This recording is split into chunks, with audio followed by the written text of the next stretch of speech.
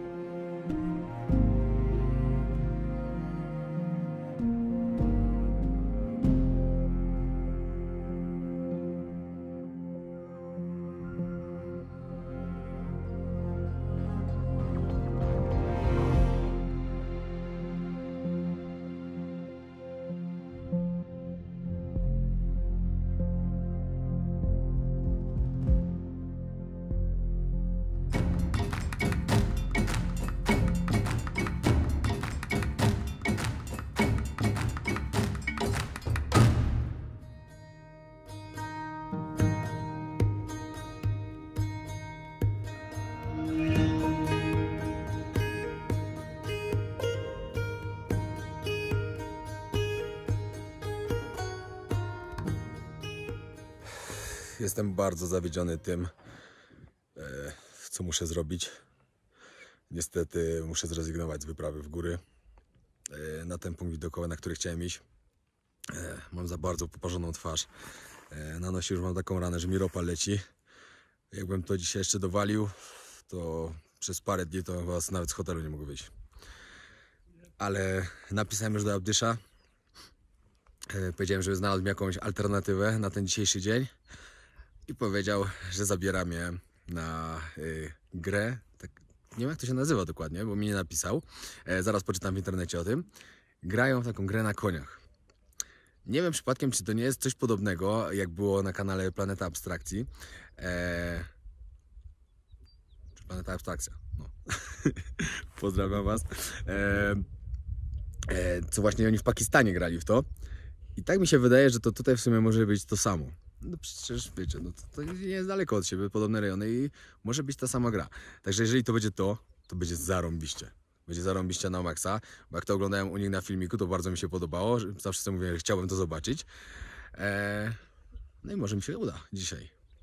Powiedziałem mu jeszcze, że chciałbym pojechać postrzelać, albo chciałbym znaleźć, że chciałbym, żeby mnie zabrał gdzieś do nomadów, gdzie polują z orłami.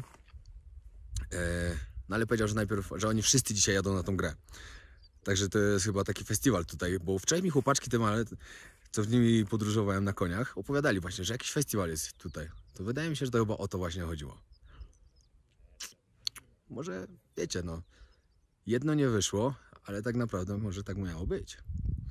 I zamiast oglądać to samo praktycznie co wczoraj, tylko troszkę wyżej, spędzę zarąbisty dzień.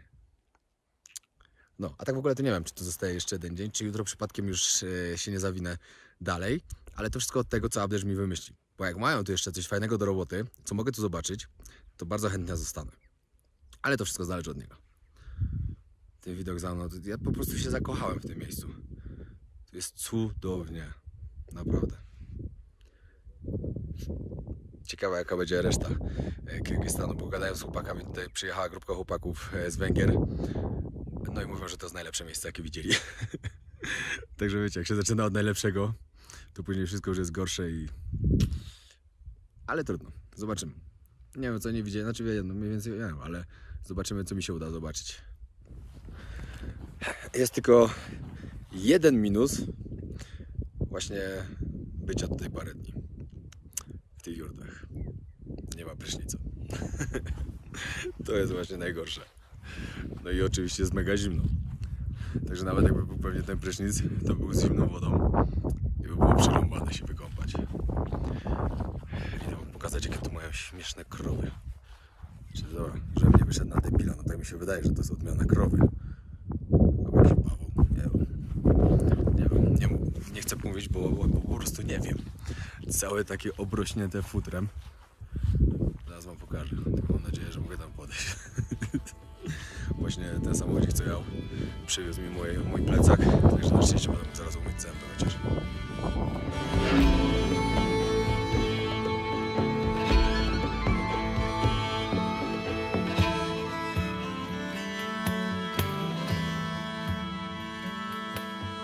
Dobra, co do tego zwierzęcia... Jezu, jak jestem czerwony. Co do tego zwierzęcia wcześniej, to jest jak dokładnie. Teraz się zapytałem właśnie chłopaków. No i w sumie dużo się nie... Znaczy, dobra, trochę się pomyliłem. Ale on też pełni rolę tak jakby też jak krowa. On daje mleko też. I one mogą być udomowione, albo mogą być właśnie dzikie. No te tutaj są, znaczy udomowione. Nie udomowione, tylko po prostu wiecie, tak jak tutaj mają stada, że ludzie je wypasają. Żeby ktoś mi zaraz nie powiedział, że coś źle powiedziałem. No i one dają głównie wełnę i mleko właśnie.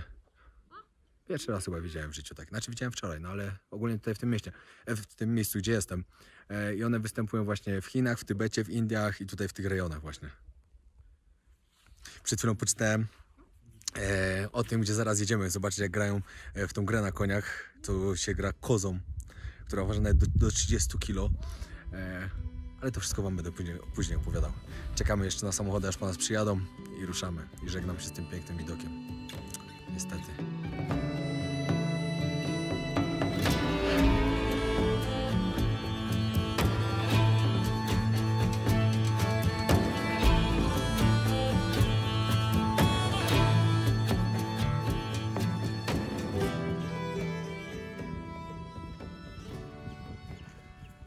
O, tak jak wam mówiłem, do tego sportu używa się martwej kozy, która po prostu ma odciętą głowę, zaszytą szyję. No i właśnie tutaj chyba będzie ta koza. Przyjechał Abdysz z ekipą, samochodem i zaraz się zbieramy. Ten sport narodowy dokładnie nazywa się tutaj bok koru. Czyli to jest wyrywanie kozy w niektórych językach. To jest taki najbardziej popularny w Azji Środkowej właśnie. W każdym tam kraju, w różnych krajach różnie się nazywa. Tutaj się nazywa kokboru. Na język kirgistyki to znaczy szara koza. W innych to znaczy wyrywanie kozy. No to zależy w jakim kraju będziecie to oglądać. Koza jest już tam, zaraz będzie niestety przygotowywana. To wygląda tak, że taka koza waży nawet do 30 kg.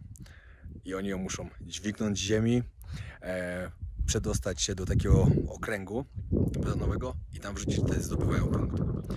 Ilu graczy jest? To jest bardzo różnie, bo wyczytałem na różnych stronach, że czasem 4, czasem 7, czasem jeszcze więcej. Ilu będzie tutaj? Nie wiem, zaraz się okaże. Mam tak spaloną twarz. Ale Abdyś mi mówił, nie przejmuj się, każdy przez to tu przechodzi.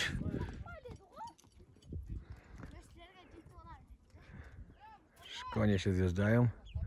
Zaraz się zacznie. Z chęcią bym wam pokazał, jak tam się przygotowuje tą owcę, no ale wiem, że wtedy YouTube mi zablokował film.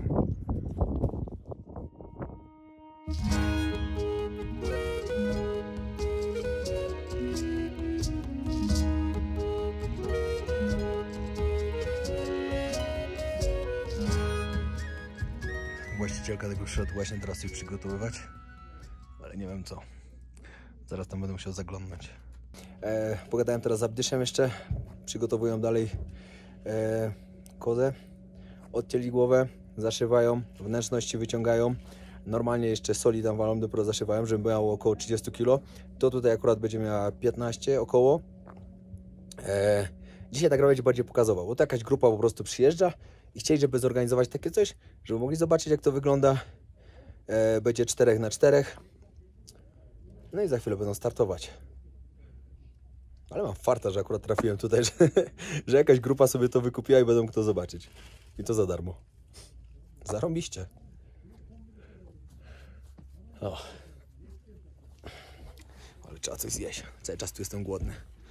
Bo tu tak naprawdę cały czas możemy jeść, ale ten ich chlebek. A cały czas zapychać się chlebem to mi się nie chce. Dojechały kolejne konie. I zaraz się będzie zaczynać chyba. Tutaj wszyscy czekają już. Zaraz ma przyjechać właśnie bus z tymi turystami.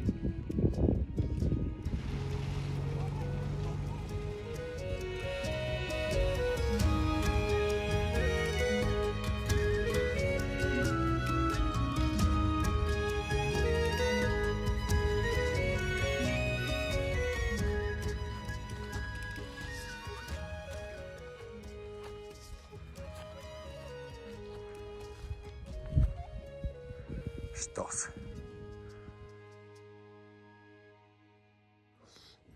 Na obiadek zupka z mięsem, z baraniną. Do tego oczywiście chlebek. To jest chleb do wszystkiego. Tu jeszcze mi się podgrzewa herbatka. Ja powiem wam, że bardzo dobra ta zupa. Smakuje mi. Na chlebem się trzeba po prostu zapchać. Powiem wam, jaka wczoraj była kolacja. Na kolację dostaliśmy kaszę gryczaną, zmieszaną z ziemniakami i do tego chleb. Mistrzostwo, nigdy nie jadłem takiego połączenia, ale byłem tak głodny, że wsunąłem całą michę. Dzisiaj na śniadanie dostaliśmy kaszkę z syropem malinowym i chleb. Tutaj chleb naprawdę do wszystkiego. Ale on jest bardzo smaczny. Widziałem wczoraj, jak pani tutaj robi. Mi smakuje, no, to najważniejsze. Biorę się. Trzeba to całe zjeść, bo kiedy zjem kolejny posiłek, to nie wiem, bo dopiero jak wrócę do Sary Mogul, czyli pewnie wieczorem. Do tego herbatka, to też herbatę się pije cały czas. Nie pije się z kubków, tylko się pije z takich miseczek. Właśnie przeprowadziłem pierwszy test mojego powerbanka na baterię słoneczną i był rozładowany całkiem. 2 godziny na zewnątrz i jest pełny. Nie wierzyłem, że będzie działał, a jednak. Trochę był za tani, żeby działać. Szczerze mówiąc, wydałem za niego 60 zł. A jednak działa. Zobaczymy jak długo, ale na razie działa. Teraz zaprosili mnie tutaj mieszkańcy stąd, Kirgizi, i się pytają mnie, chcesz się napić mleka klaczy? To co ostatnio piłem, jak byłem tam w Sary Mogul. Ale tam to nie działało nic. Polali mi całą miskę, wypiłem i byli tacy zdziwieni, czy mi to zasmakuje. Wypiłem całą i powiem wam, że tutaj to mi się w głowie zakręciło trochę po niej. Jak piłem tam w Sary Mogul z takiej butelki, to nic, kompletnie. A tutaj nie ma im jasno. I od razu, chcesz drugą? Chcesz drugą? Dobra. Powiem wam, że są tak zarobiste takie interakcje z mieszkańcami. Chłopaki się tutaj już przygotowują swoje konie i zaraz zaczynają.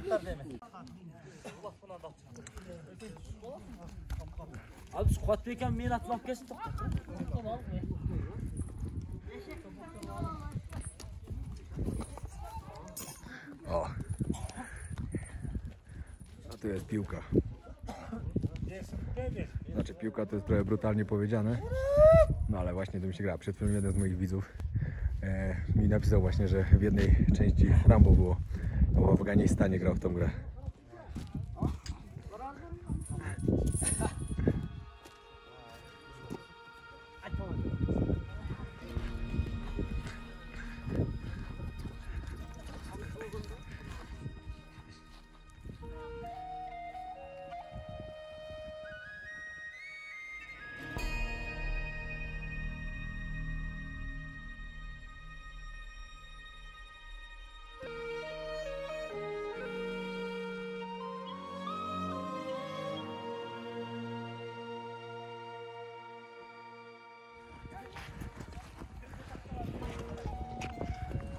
Ale to będzie mocne. Ale mam szczęście, że akurat na to trafiłem.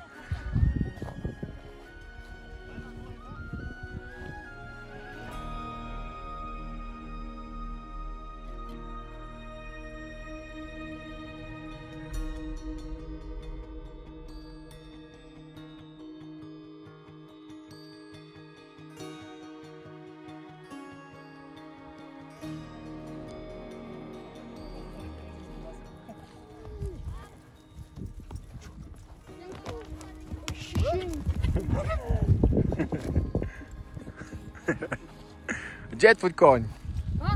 Gdzie twój koń? A da. Mój brat tam. Twój brat, a. Już są podzieleni na drużynę. Będą grać 4-4.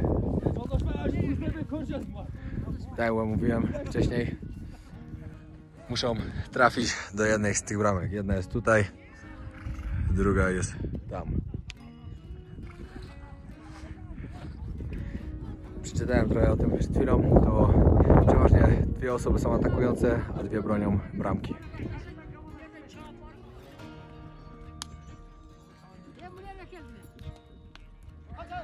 Tam na środku leży koza i zaraz zaczynają.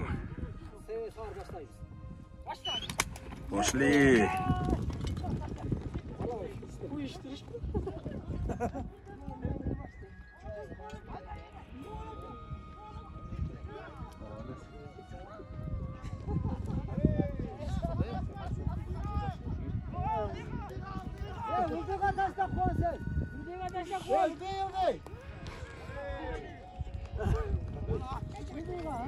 Dangala fartaşta gidayse.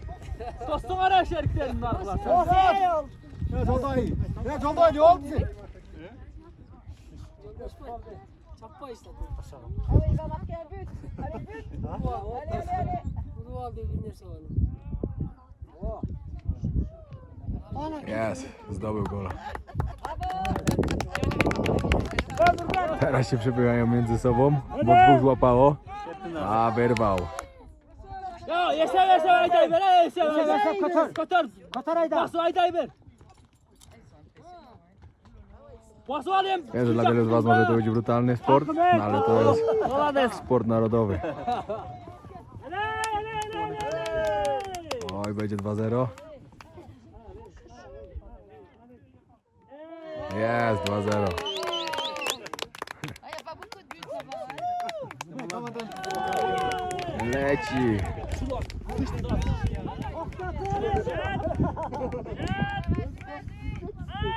A nie trafił. I od razu kolejny przejął.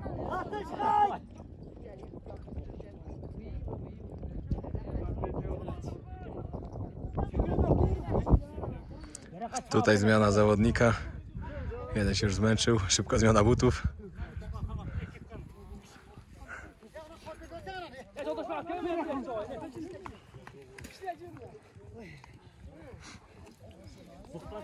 Kolejny też się zmienił. Zmęczony, jak nie wiem. I ruszyli.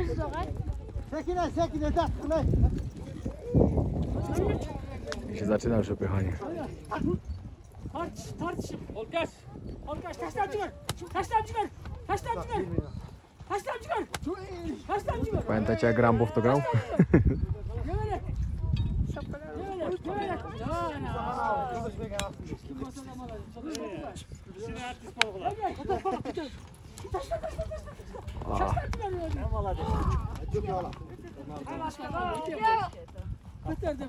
Który ma, bo nie widzę. A ma tam. Leci.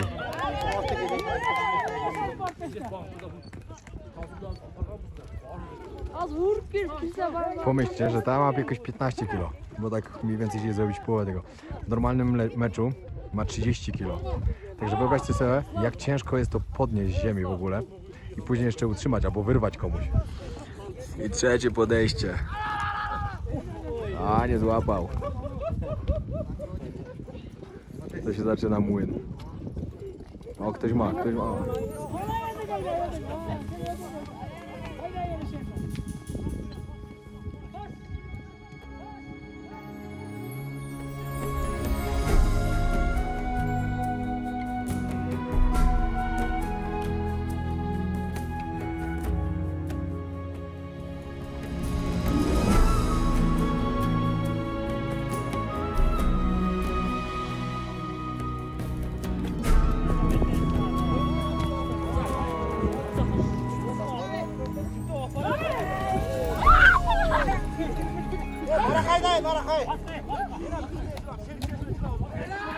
This game is Kokboru. The Kokboru. name of the game is Kokboru, and it's played by the team.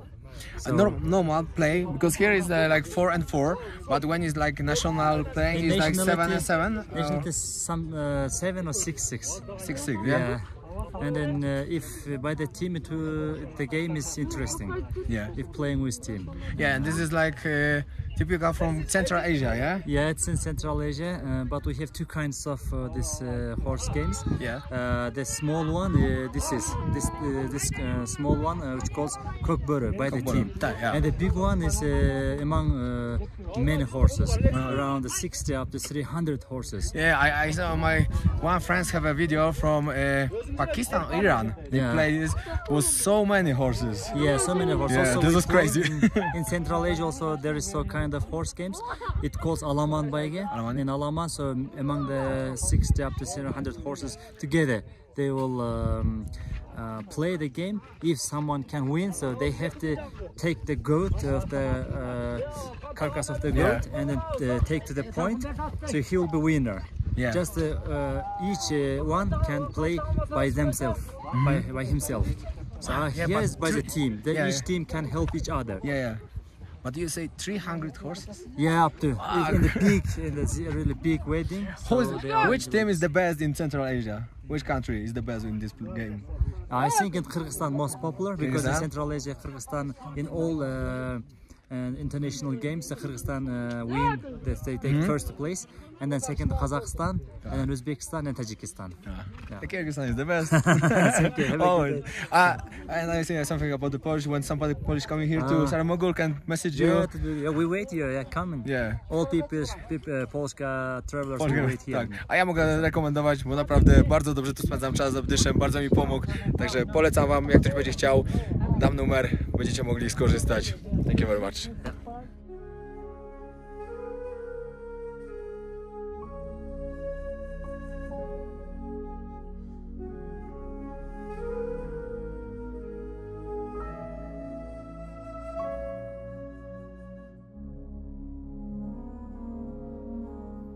Teraz zmieniają zasady, nie będą grać kozłem, tylko... Czekajcie, gdzie to jest? Gdzieś tutaj to leżało. Takie małe coś. Będzie teraz na innych zasadach, teraz będzie bardziej, żeby szybciej po prostu było. Tak mi tłumaczy przed chwilą Abdysz. Tylko nie wiem, gdzie to leży.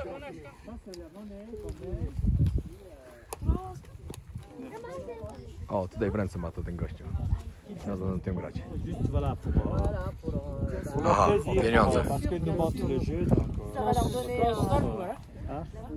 Czyli widzicie, teraz zwycięzcy wygrają pieniądze po prostu.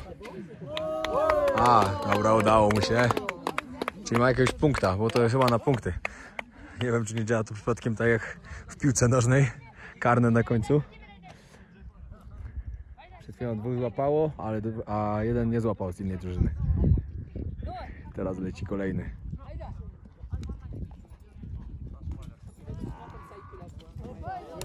Ma.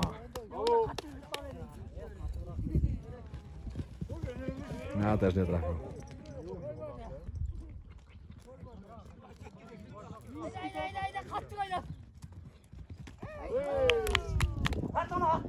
Teraz na koniec jeszcze siłowanie się kapitanów drużyn.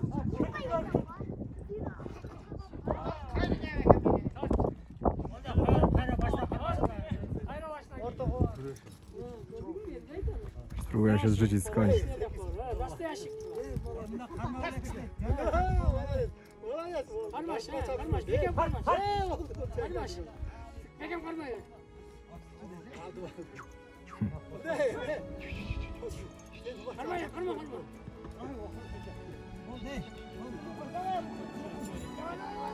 Aj, zrzucił go.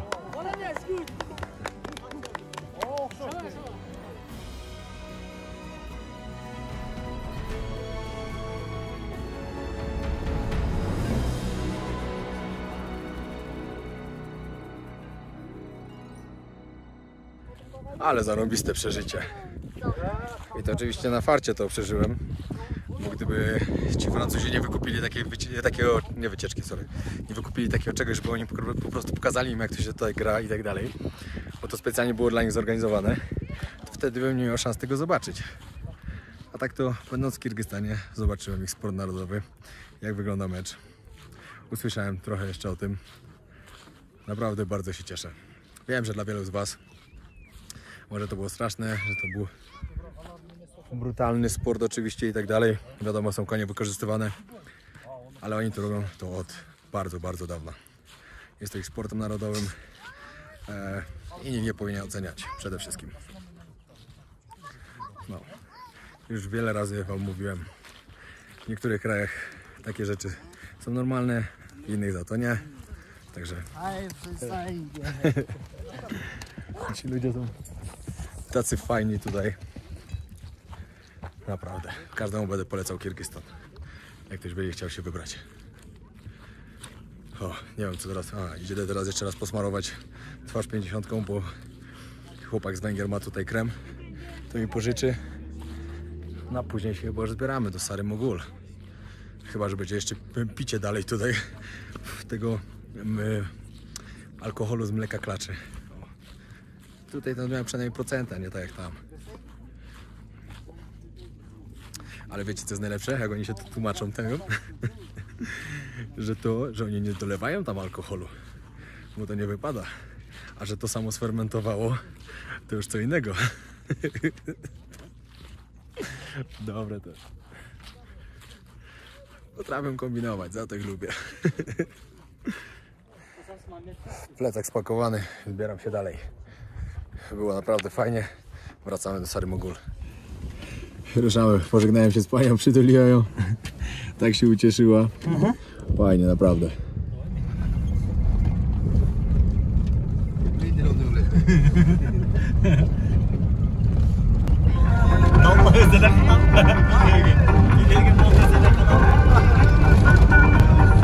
No to od dzisiaj startuje sprzedaż moich olejków, które mam wspólnie z firmą Golden Fox. Wypuściliśmy nową serię, czyli Podróże Wojownika. Będzie to 10 ml, stężenie 1000 mg lub 1500. Śmiało Wam mogę polecić, ponieważ ja cały czas go stosuję. Dodatkowo w tym olejku będzie coś lepszego, bo będzie o smaku owoców tropikalnych, żeby to było związane z moimi tropikalnymi podróżami. Na dole zobaczycie link do zniżki do 30 lipca, macie 20%, ponieważ jest to teraz preorder, wysyłki będą też 30.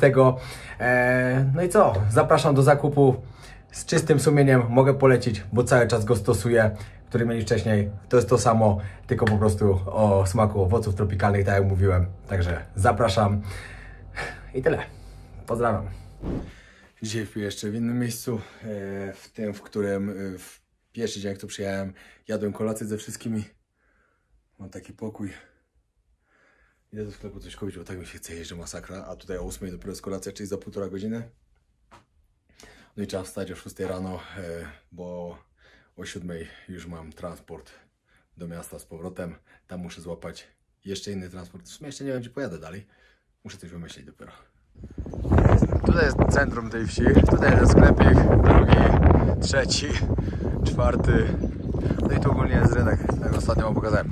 I do sklepu sobie kupić coś do jedzenia, bo jestem turbo głodny. Pod sklepem fura zaparkowana. Wiecie co? W tych sklepach tutaj nie ma nic po prostu. Znaczy tutaj akurat na tej wsi. To jest trzeci, w której byłem. Jedyne co mogłem sobie kupić do jedzenia to Snickers. No ale trudno. Całe szczęście mam sam pokój. Wychodzi mi 25 zł, także mistrzostwo świata. Całe dla siebie. Właśnie wbijam. No to akurat oglądałem Dzień z Arabem. Co wbijam i ładuję cały sprzęt, bo jutro nie wiem, czy będę miał gdzie ładować. 20 minut muszę czekać, aż się woda zagrzeje pod prysznicem i wreszcie wezmę prysznic. Idealnie. No i tutaj normalny prysznic, normalna toaleta. I się przejaśniło. Za tym widokiem to normalnie będę tęsknił. Ale te góry dały mi wpalić. Tak w ogóle, nie wiem czy wam mówiłem właśnie jak to tu działa. Działa to tak, że Tutaj nie ma na przykład hotelu czy hostelu. Tu się wynajmuje tylko u kogoś pokoje, takie jak mam na przykład teraz. Dodatkowo posiłki też się zamawia u właściciela. Teraz właśnie szykuje nam kolację. Rano wyjeżdżam o 7, to o 6:30 już będę miał gotowe śniadanie. No i tak to wygląda, że po prostu tu wszystko trzeba od ludzi brać. I to jest fajne, bo wtedy, wiecie, możecie bardziej poczuć się bliżej z tymi ludźmi. Takie fajne interakcje. I jeszcze tutaj tu właśnie ta pani mówi po angielsku, Abdyż oczywiście też mówi po angielsku. Także naprawdę fajnie. Ciekawe, kiedy mi ta czerwona morda zejdzie. Nie jest ciekawie. 22, trzeba iść spać. Zjadłem z moimi ziomkami kolację z Izraela, chłopak z Ameryki i ten jeszcze jeden chłopak, nie wiem skąd jest w sumie. No, ale bardzo sympatyczni ludzie. Jutro okazało się, że z tymi z Izraela jedziemy tą samą taksą do Osz. I tak w ogóle muszę zaraz wymyślić, co ja robię jutro. Bo rano sobie załatwiłem transport, ale co robię później? Nie mam planu. Kompletnie nie mam planu. Muszę coś wymyślić na szybko. Znaczy zaraz sobie siądę i poszukam. A później idę spać, bo o 6 trzeba wstać. 6:30 śniadanko, 7 wyjeżdżamy. Niesamowicie fajnie spędzony czas. Naprawdę. Wyjście tam w góry, ta jazda na koniach, podziwianie w ogóle tego wszystkiego, zmarznięcie w tej jurcie w nocy przy 4 stopniach, picie tam z miejscowymi, znowu tego alkoholu z mleka klaczy, ten cały mecz. No kurde, no takie rzeczy przeżyłem w ciągu tych 2 dni. Nie zapomnę tego nigdy, na pewno. Niesamowici ludzie. Naprawdę. Ciekawe, co jeszcze mnie czeka. Myślę, że parę fajnych przygód. Jedyna słaba rzecz. Ktoś mi dzisiaj napisał, że do Kazachstanu nie jest tak łatwo wizę teraz dostać. Przed tym, co się dzieje teraz, przed tym gównem, można było bez wizy tam pojechać. Później wprowadzili wizy i podobno się parę miesięcy czeka. Dlatego myślę, że w ciągu 3 dni muszę się znaleźć w Biszkeku, żeby spróbować załatwić wizę w ambasadzie Kazachstanu. No i później jeszcze z 10 dni sobie pojeżdżę tutaj oczywiście gdzieś. Tylko tak po prostu chciałbym już wiedzieć, czy ją zdobędę, czy nie. Bo jeśli nie, trzeba lecieć gdzieś dalej. Może wtedy Uzbekistan. Się okaże wszystko. No, to by było na tyle. Jak wam się podoba seria z Kirgistanu, zostawcie łapkę, komentarz, subskrypcję. Sorry, odbiło mi się. A ja szukam informacji i idę spać. Jestem taki zmęczony. O, chyba zresztą widać. Dobra, trzymajcie się, pozdrawiam.